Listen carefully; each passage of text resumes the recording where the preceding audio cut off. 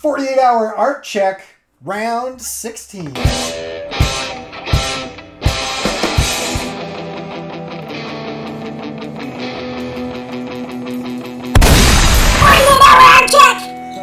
All right. The world is falling apart around us. Yeah, we just had this long conversation about how the world's gonna explode, and then we were like, okay, let's record it. Let's talk about art now. All right. So we're doing this show on a weekly basis, and hopefully this show will help you guys who are working on your own creative projects, and as well as help us to keep on point with keeping moving forward with our creative projects. Hopefully, be a nice little break in the day from all the craziness in the news. So, yeah. So let's get into it. So, why don't do you want to start off? Sure. All right. So what did you get done from last time? Let's see if I can do this in 2 minutes. But I got this spread started. I was hoping to pencil this. I got it started here. So I've got a little movie showing this, and I put a dime next to it. One of the problems with the pages that I do is, for some reason, I've decided to do like an incredibly small amount of detail. And so there's a dime to kind of show the insane amount of detail that I've got there. So that's that. And then I did finish another page, which let me show that here.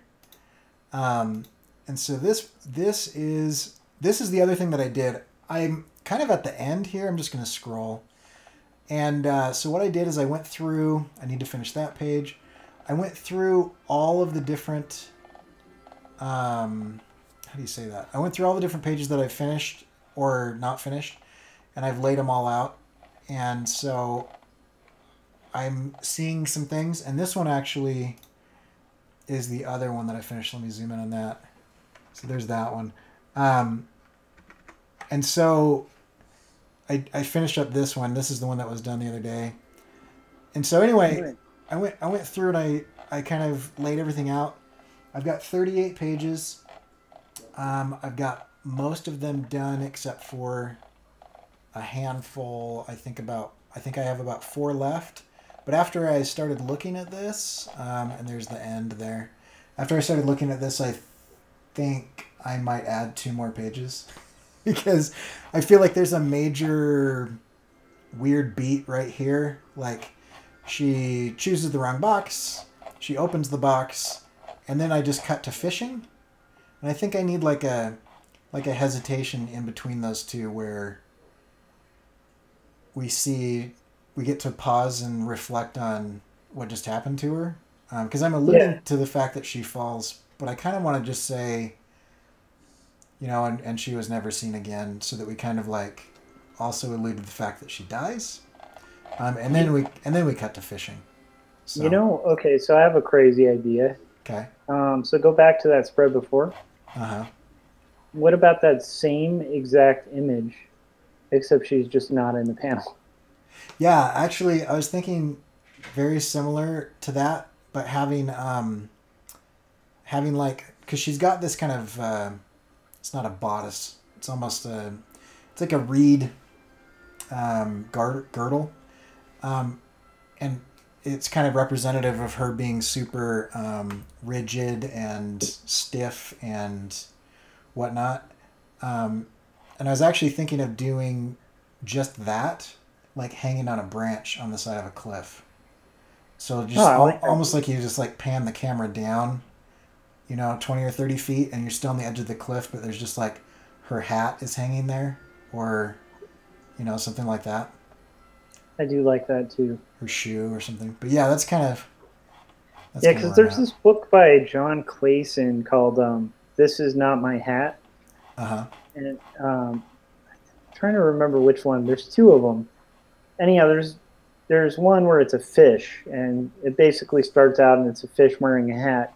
And he kind of explains to the viewer, like, hey, this isn't actually my hat, you know? And then it takes you through this whole narrative of, like, that he stole it from this big fish. And it's, like, pretty much a lot of repeating a lot of repeating spreads to kind of build anticipation until you finally see like the big giant fish ends up getting his hat back, and you can only guess how. but but it's really cool, and it's really subtle, and I like that about it, that there's these little moments where it's like a beat where there's a movement. So I like the idea. I do think that's a smart idea to add pages. However, what page length are you at right now? 38.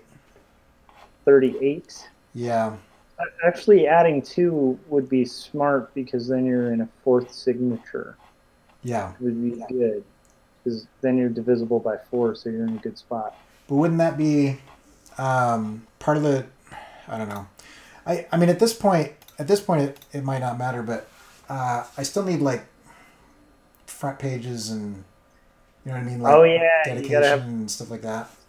Well, put your dedication. So put all your legals and front page on the interior left, right? Oh, but you probably still want to spread like a front spread. You're right. Then you're going to have to add. So you have to add 4. Because this is my intro spread, and so I go from here, which is 2 pages. Got to it. Here, and so at first I did actually only have a right facing page. Got it. But then I wanted to draw this tree, so I did. No, that makes sense. So then when I open the book, it's probably going to have a page that's just a title page, right? Right. On the right? Yeah. And then, okay, so then adding 2 pages should work. Yeah, I think. I don't know. I think. Just make sure you're divisible by 4. Yeah, these are all things that I should have figured out before I started spending 6 months drawing this. No, it's a good idea. Just make sure whatever you're doing is divisible by 4, because the cover page and then the interior pages that's gonna equal 4. Right. So the back cover, front cover, and then the inside covers, those equal 4, and then the interiors all should be divisible by 4. Okay. Even with perfect binding, which is weird, but they always prefer it. So. Wow, cool. It looks really cool, and I think that's a good movement. Man, yeah. I'm sorry, I dragged that one out. No, that's cool, though. It looks exciting. It was interesting. It was really cool, because I don't know, I've been so, you get kind of tunnel visioned a little bit, and I was... Yeah. I got out all of the pages that I've done. I didn't realize how many I had redone. There's about 6 of them that aren't going to end up in the book that are like fully inked. And I mean, part of it is I'm learning as I go. But then, I spread them all out, and it covered like my whole living room, because they're all like 2 11 by 17 pages. And the amount of surface area that has been covered is, it's one of the few times where I'm like, wow, I've done something well. You know, like I looked at it and I was like, that is a huge body of work, you know, like, so that was kind of cool. That is cool. To lay that out. Yeah, I was kind of excited about it. So. It's awesome, man. Yeah. So anyway. So yeah, what did you get done in the last little bit this weekend? Okay, so so far I have done just basically the rough pencils for panel 1, and then panels 2, 3, 4, 5, and 6. So just pretty basic, like spot illustration type illustrations. Tonight, I haven't managed to get in my time today. So tonight, after this, I'm going to be working on the rough pencils for the last spread, which will be a little interesting because it's like a classroom scene. So it's kind of not too bad. It's just going to have like the backs of the heads of like the first row in the classroom of kids. But I mean, that's still going to take a considerably longer amount of time. Oh yeah. But I'm kind of where I think I wanted to be from what I recall. Interior perspective is so hard.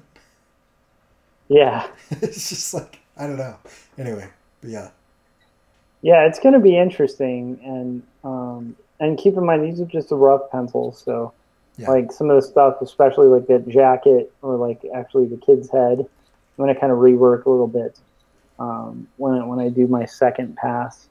But yeah, feeling pretty good. It's funny when you're showing the pages in sequence. I did that about 2 months ago, looking at quarterly story stuff.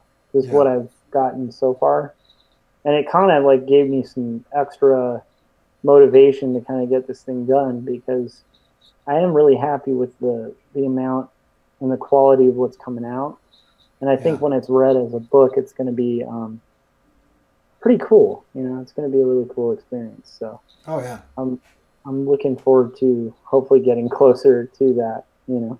Yeah. Well, I know I've said this before, but it is one of the most real feeling comics I've ever read, and I mean, it's just, I mean, it's right up there with, you know, other things, like The Sculptor comes to mind. Like, it is just a really authentically written and drawn comic, and part of that is probably because you and I have had similar experiences with some of those things that you're depicting, but it just, as somebody who went through, you know, somebody with postpartum depression and you know, like, had to deal with how I dealt with that and how my wife was dealing with that, it really, you hit a lot of the key points that resounded with me, and I think they're just like basic points of humanity.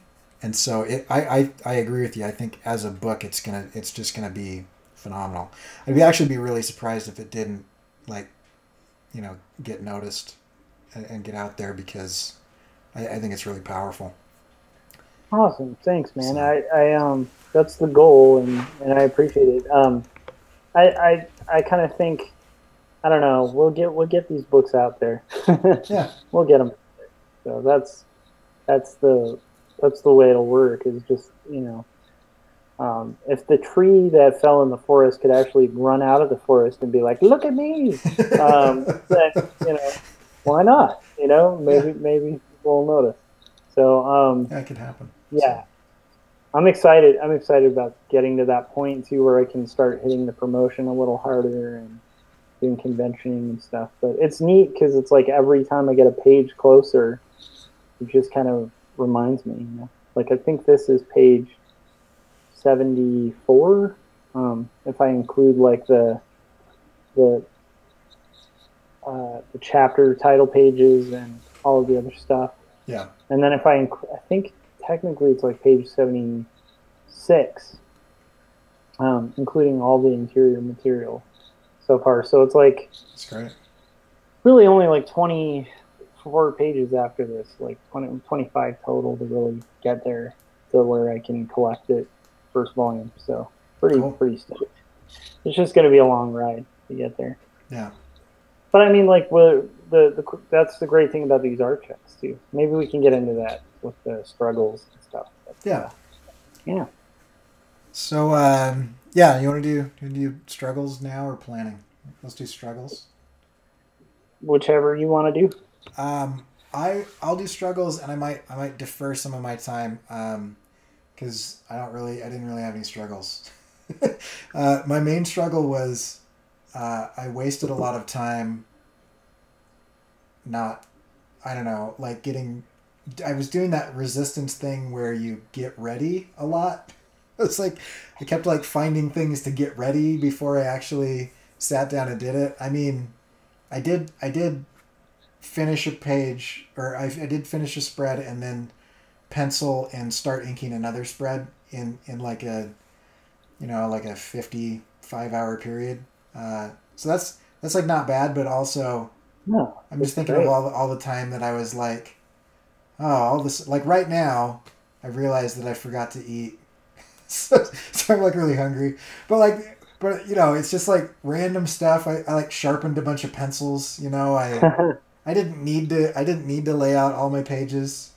I just, that was somehow more appealing than drawing. So it's just stupid stuff like that. Anyway, so yeah, nothing really happened. There's no like lawnmower problems or anything crazy with adoption like there has been in the past. It was like a non-eventful thing, and I just got in my own way. So yeah, but I don't know. It's weird. I think some of that's part of the process. Like even organizing the pages. It's important to keep yourself motivated while you're doing it. Yeah, that And was so actually massively motivating. So yeah, and that's going to give you like a little bit more of a taste of the reality of it and a better visualization of where it's going to get. yeah, You know, right? right. So, and I think that's a huge thing. I mean, well, anyhow, we can talk about it when we get to my struggles, but yeah. Yeah. All right. So what did you struggle with? So, my main struggle is kind of a similar thing where I was just like messing around on After Effects because I want to learn it, and I made a little project just that I was like, okay, I'll do like maybe 1 second of animation on this thing, and not like hardcore animation, just like a little text-based video where the text is timed to music. And the next thing I knew, I'm doing like 40 seconds of animation, which is a lot of work It's a ton. for just like basic frames. But I mean, I kind of showed you what I'm working on. There's a lot of layers, and Right. it's it's just like that's just me. On one hand, learning a program, and that's how I do it. I always with Photoshop before I ever had classes or anything like that in Photoshop. I really started getting my feet wet with Photoshop, just trying to figure out how to make flyers for a band that I was in at the time. And I was just like, well, I had a need. And so it's like having that need makes you figure out how to do it. Yeah. And it's the same thing. So on one hand, it's a necessary process to learn this program that through like your videos and stuff like that I've seen is like such a great, cool tool to have in the toolkit. On the other hand, when I have limited time to work on my comic, and then I'm using some of that limited time elsewhere, it just cuts away from my comicking time. Yeah, So but at the same time, I feel like I laughed as you said that because I understand the addictive nature of animation. Like if you're a designer or an illustrator and you've never made something move before, as soon as you make something move, it's like crack. You're like, oh man, I can make stuff move. This is amazing. And so I know that that's huge. I was actually watching an old video of Holly Brown's, and she was like showing like, hey, here's the stuff that you need to like do traditional animation on paper. And somebody in the comments like called her out and was like, why are you trying to make a project right now? You don't know how to animate yet. And she was like in the comments answered back, yeah, but how that's the best way to learn is do a project. And a bunch of people are arguing with her, and I was like, you guys are on crack. The best way to learn is to do a project. Like, if you want to learn how to do something, you choose a project that forces you to know how to do that and jump in. That's like the only, I mean, there are other ways to learn, I guess, but they're not nearly as effective as that. Like, well, and yeah, I mean, like it's the difference between like rote learning and actual learning. right, You know, 'cause, exactly. like on one hand, if you follow the tutorial and stuff, you're like, oh, cool, now I know how to make rainbow type in Photoshop or whatever. Right. And you're gonna forget it like the day after you took that class by the teacher who gave you the rainbow type tutorial. You know. Yeah. But if you actually go into a class and you're like, I want to do this crazy thing, and I really want to, like, you actually want to do it, Right. and then you're just trying to figure out how, then you know the right questions to ask. So, like, for me, even just through doing this little process, which was just supposed to be like a throwaway kind of silly thing, now I'm like thinking about the possibilities, and so I'm kind of excited because I have these great resources like you yourself, like who you've been toying around with After Effects far longer than I have, and so you know a lot of the tricks. And I figure by the time I'm kind of a little deeper into this, I'll know a lot of great questions to ask and a lot of good experiments to kind of make something cool.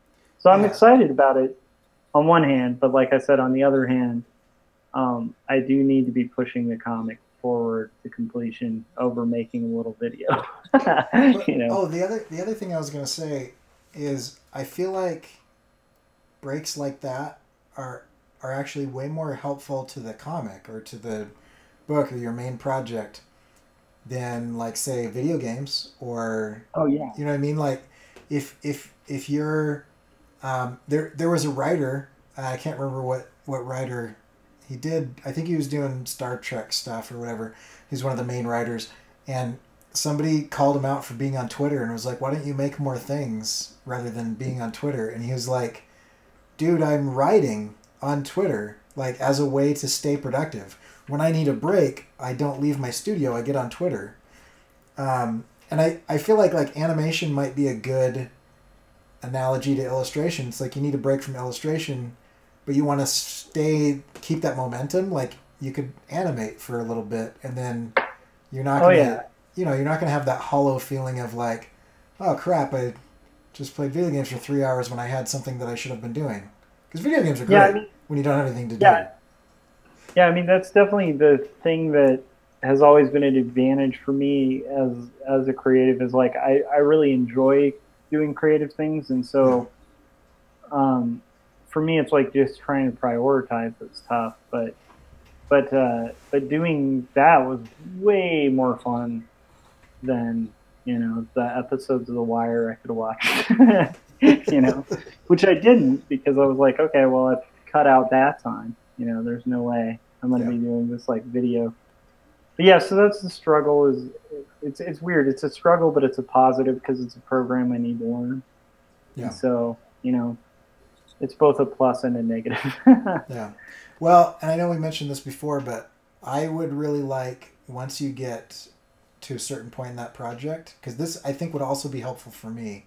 I'm not saying this as if I'm like the guru know-it-all god of After Effects, because I have about 100 days of experience, and then I've kind of just toyed with it after my 100 days of animation.